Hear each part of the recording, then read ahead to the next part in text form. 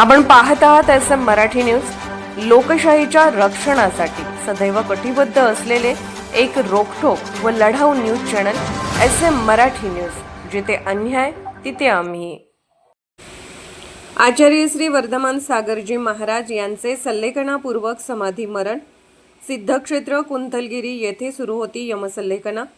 परमपूज्य 108 आचार्य श्री सन्मती सागरजी महाराज यांचे परमशिष्य शपथराज परम पूज्य 108 आचार्य श्री वर्धमान सागरजी महाराज यांचे 11:34 सिद्धक्षेत्र कुंथलगिरी येथे 13व्या दिवशी सल्लेखनापूर्वक समाधी मरण झाले आहे।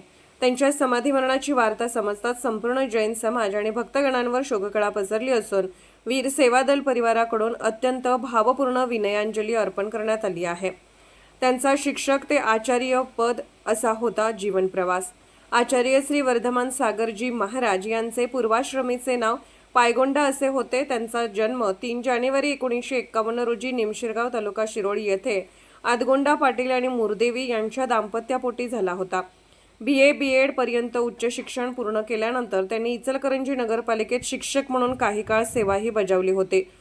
लौकिक जगाचा त्याग करत त्यांनी आध्यात्मिकतेचा मार्ग निवडला।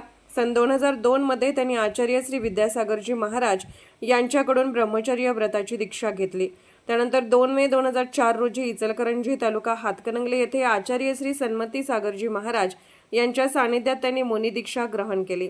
त्यांच्या अखंड साधनेमुळे 2 जून 2014 रोजी श्रुतपंचमीच्या पावन मुहूर्तावर चांद शिरदवाड येथे त्यांना आचार्यपद बहाल करण्यात आले होते।